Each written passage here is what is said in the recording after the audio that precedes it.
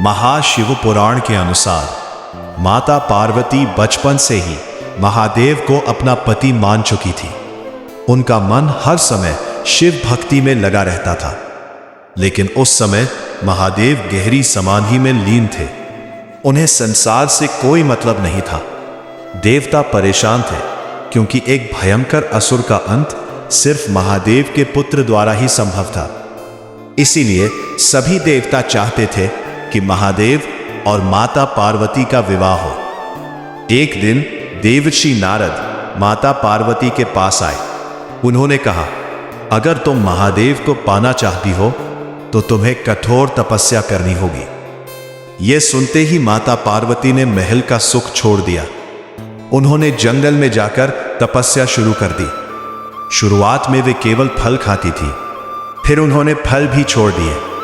धीरे धीरे माता पार्वती ने सिर्फ पानी के सहारे तप करना शुरू कर दिया। कई वर्षों बाद उन्होंने पानी भी छोड़ दिया। कड़कड़ाती ठंड, तेज धूप, भारी बारिश, लेकिन माता पार्वती की भक्ति कभी कमजोर नहीं हुई। पूरा जंगल उनकी तपस्या देखकर आश्चर्य में था। देवता भी उनकी शक्ति देखकर भावुक हो गए कि सच्ची भक्ति इंसान को अंदर से असीम शक्तिशाली बना देती है। एक दिन महादेव ने माता पार्वती की परीक्षा लेने का निर्णय लिया।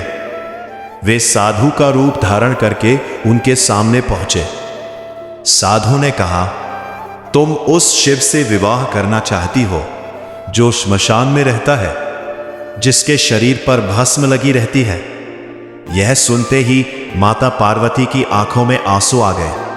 उन्होंने हाथ जोड़कर कहा, महादेव जैसे भी हैं, मेरे लिए वही सबसे श्रेष्ठ हैं। यह सुनकर महादेव मुस्कुराए और उसी क्षण वे अपने वास्तविक रूप में प्रकट हो गए। पूरा वातावरण दिव्य प्रकाश से भर गया। महादेव बोले, पार्वती, तुम्हारी भक्ति और प्रेम ने मुझे प्रसन्न कर दिया। महाशिव पुराण कहता है, जहां प्रेम सच्चा होता है वहां स्वयं महादेव आ जाते हैं।